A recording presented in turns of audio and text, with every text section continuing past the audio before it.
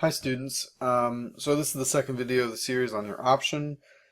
Again, I apologize for not being there, or making this in advance in case I'm not there. But I just want to provide you a resource that might be able to help you navigate through this option. And so this is option D still, section 2 on digestion. What I do is write out a couple of things here. I'm going to talk through some of this. And I'd highly recommend that you write your own notes on this so it's making sense to you. And perhaps you can't even read my handwriting. I realize that it's a little difficult to read, but I'll walk you through it all. So the big picture here is that you need to understand that our digestive system, the human digestive system, is something that's not constantly working. And if it was, it would require lots and lots of energy. So in order to allow for energy to be used more easily around your body for quick responses, for reflexes, for responding to the environment, your body actually diverts energy from the digestive system when it's not being used. So in between meals, your digestive system is not functional, is not serving you any purpose, I guess, is one way to think about that. And so it's important to recognize that your digestive system is controlled by nerves and hormones. And remember that nerves are these neurons that carry an electrical impulse. Remember, we've got resting potentials and action potentials that cause essentially a chain reaction down the length of the axon, and then there will be a chemical reaction at the synapse, or a chemical signal, at the synapse, that will carry a message, either excitatory or inhibitory, from the presynaptic neuron to the postsynaptic neuron. And that can happen actually very, very quickly, even though it's a long process and a lot's happening. Whereas hormones, which are released by the endocrine system, are released into the bloodstream. And in the bloodstream, because of the circulatory system, which hits every single cell, that hormone will interact with proteins embedded in the membranes of these cells, and cause actually a variety of reactions depending on which types of hormones we're talking about. So for example, in the reproductive system, some of those hormones were estrogen, progesterone, oxytocin, HCG. All of those things are FSH and LH are hormones that travel through the blood. And so your digestive system is controlled by some hormones and some nerves. And so the example that's discussed in your book are gastric juices. And gastric just means stomach. And so we're looking at this pathway over here on the left of the screen right now, the regulation of gastric juices, which is controlled by nervous and hormonal mechanisms. And so what I've done is two separate pathways here. So this top pathway, and then a second pathway, and then I ran out of space, so I went down. So when your body senses food, like through sight and smell, which would now then be considered the stimulus, sensory neurons in the back of your eyes, in your retinal cells, or in your nose send a nervous signal, a neural signal, from those receptor cells all the way to the medulla in your brain. So the medulla is part of your brain, and from the medulla, where that signal gets processed, a nervous signal sent down a nerve called the vagus nerve, which is actually related to slowing down your heart rate as well. But the vagus nerve here is actually sending a signal to the gland cells in your stomach. So these are cells that are in the lining of your stomach, and this is considered the reaction. So the sight or smell of food is a stimulus. The reaction is that the gland cells in the stomach start to secrete components of gastric juice. So some of those components are water, some hydrochloric acid, and some proteins, and we'll talk a little bit more about that. So that's controlled by the nervous system here. So here's another thing, just for a quick second here, is chemoreceptors in your stomach. So when you eat proteins, there are chemoreceptors in your stomach that sense those proteins. And what it does is sends a signal, again, through sensory neurons to your medulla in your brain, and through the vagus nerve, sends signals to your duodenum. That's D-U-O-D-E-N-U-M. which is part of your small intestines. So there's like the ileum, the duodenum, and a couple other labels like that in the small intestine.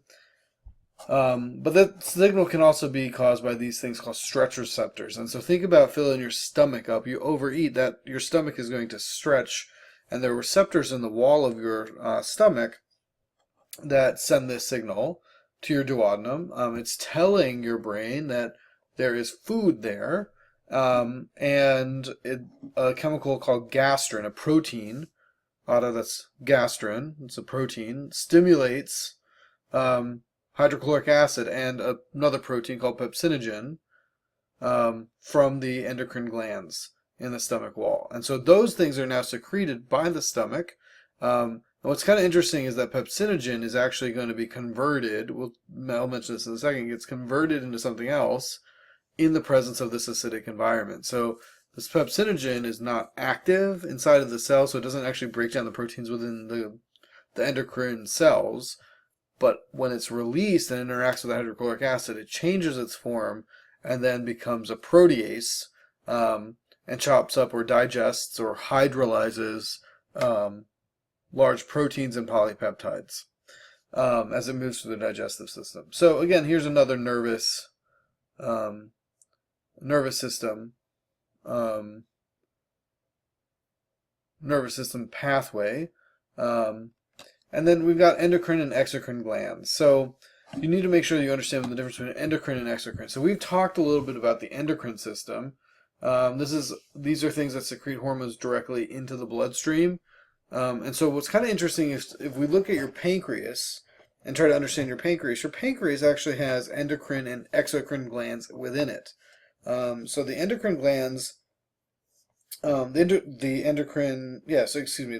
hormones made by the endocrine gland, like insulin, which is made by the beta cells of the pancreas, or the glucagon made by the alpha cells, is secreted directly into the bloodstream from the endocrine gland. And so that protein is made at the ribosomes, on the rough ER, goes to the Golgi body, might get modified, sent through vesicles, to the cell membrane, and through exocytosis are released from the cell and are released into the bloodstream.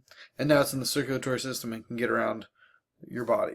The exocrine system is similar, except that it doesn't secrete directly into the bloodstream. Instead, it secretes hormones into the ducts or the lumen or tubes within other parts. So the pancreas not only releases insulin and glucagon, but it also secretes some amylases and lipases for digestion in the small intestine.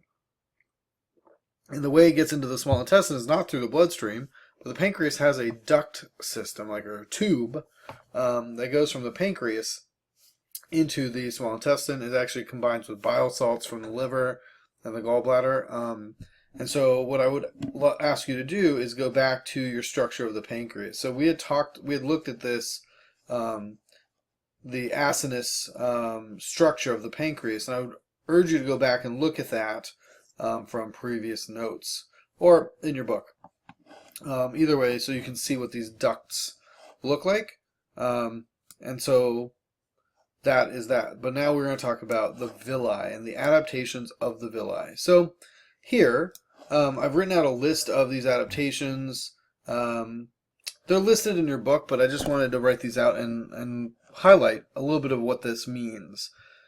So if you remember, the villi are the finger-like extensions of the small intestine. This is where much of the absorption of nutrients happens. So this is where monomers like monosaccharides, amino acids, fatty acids, glycerol, and vitamins and minerals are actually absorbed into the capillary bed that's just inside of the villi and then transported around the body. And what we're actually going to learn is that those capillaries in the villi collect their nutrients and send that material to the liver.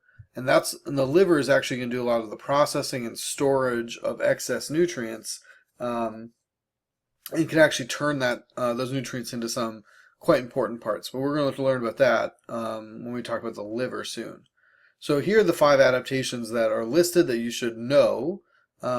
So each epithelial cell of the villus, these are the cells on the outer edge of the finger-like projections of the villus, the edge, the epithelial cells, adhere to neighboring cells with what are called tight junctions. Essentially, these are proteins that hold the cells together, and this helps to ensure that nutrients can't wedge their way between these cells. So these cells are so tightly packed that the nutrients have to go through them. So it's kind of think of this as like a game of Red Rover, right? So you've got each cell is a person. You're holding on tightly to each other so that things have to get through and can't get between individual cells.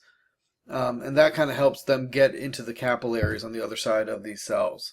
The second adaptation is that each of the villi, each of the epithelial cells of the villus has microvilli, so even smaller villi or smaller finger-like projections, and that increases the surface area, thereby increasing the space at which absorption can happen, which means that the rate of absorption can increase.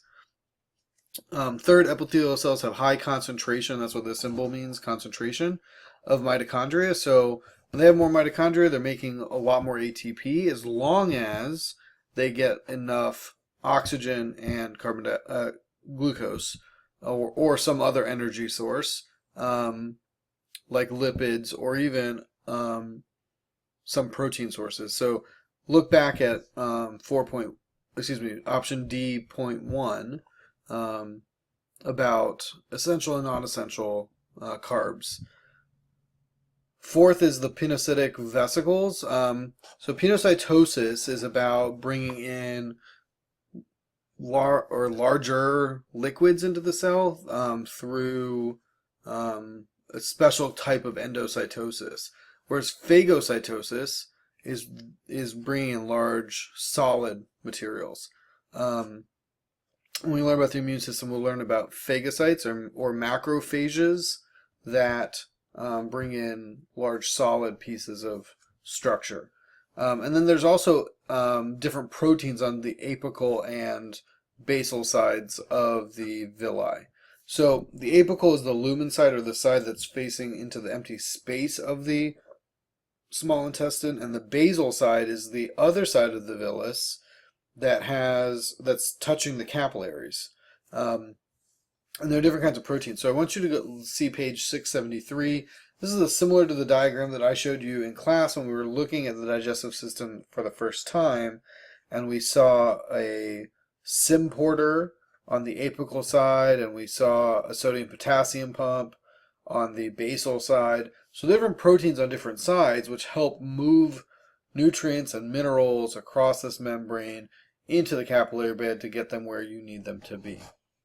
Alright, so now we're moving from the villi, we're kind of moving backwards in the digestive system back to the stomach, where hydrochloric acid plays a major role in digestion. And I want to make this very clear, is that the acid itself may not be the thing that does the digestion, which is what a lot of students think.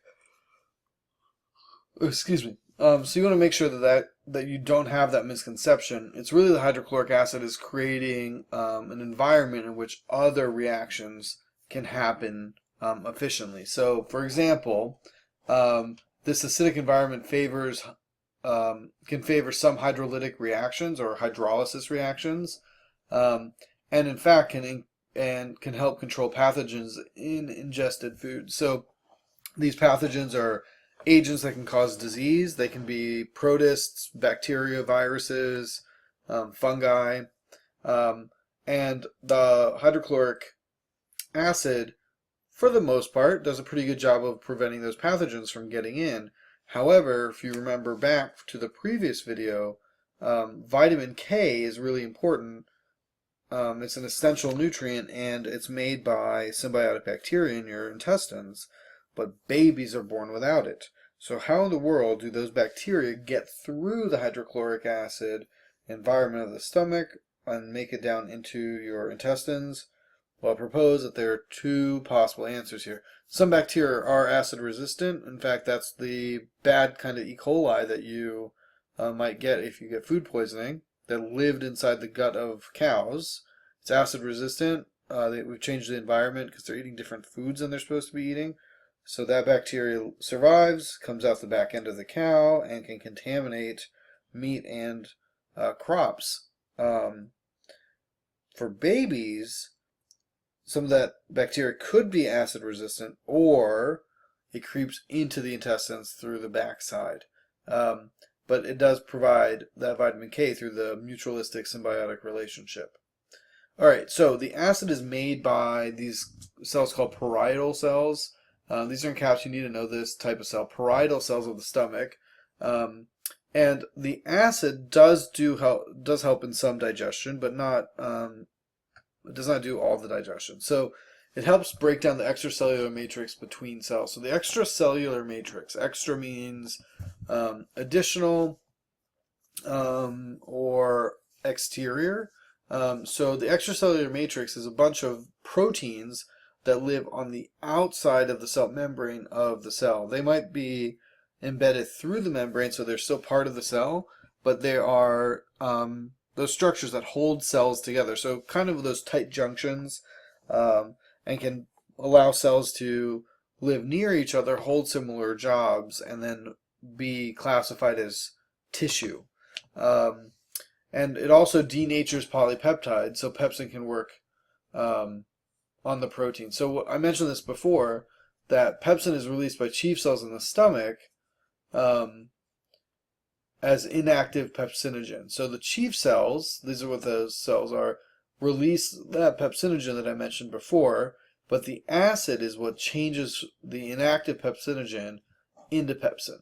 And the reason being is that active pepsin would break down the cell itself if it was active. So it needs to be released from a cell and then put into an environment where that inactive form becomes activated and can digest proteins. A cell doesn't want itself to be digested, so it's making an inactive form that's activated by the acid. I do want you to look at protein pump inhibitors, but I didn't really, I'm not spending time on it. It's on page 676. Sometimes these are referred to as PPIs, and a lot of people take these as medication for acid reflux. It reduces the amount of acidity in that hydrochloric acid, but I want you to think about, well, what happens to the digestion of proteins if the stomach isn't reaching the same pH. The other thing, the last idea here is about egestion, or releasing of non-digested materials. And so what you egest out of your body is three things that make up your poop. So here's poop down here. So it's either dietary fiber, excretory products, which we'll talk about in a second, or unabsorbed water that all contribute to feces. And two examples of this dietary fiber are cellulose and lignin. A third one is pectin, and that pectin is often found in like fruit, and that's the kind of the fiber in fruit. So that fiber, we don't have the enzymes to digest, so it will not be absorbed at the villi. There are also excretory products. So your liver will actually break down old or used up red blood cells into pieces, and that's called bilirubin. You might have heard of jaundice. People with jaundice have issues in their liver with the breakdown of red blood cells into bilirubin, and that actually discolors their skin and makes it yellowish.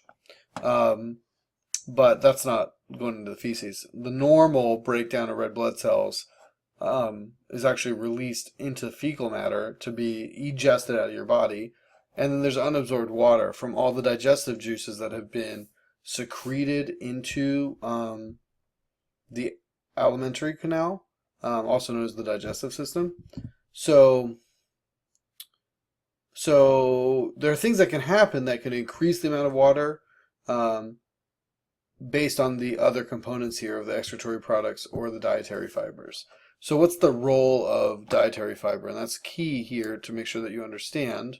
Um, it has several roles, and one of them is that it changes the rate of transit of food through the large intestine. So the more fiber, the faster the rate of transit of materials through the large intestine. So the more fiber you eat, the more quickly the undigested material gets through. Um, and having all that undigested material in your large intestine helps draw water out through osmosis into the large intestines, helping you get rid of the undigested materials.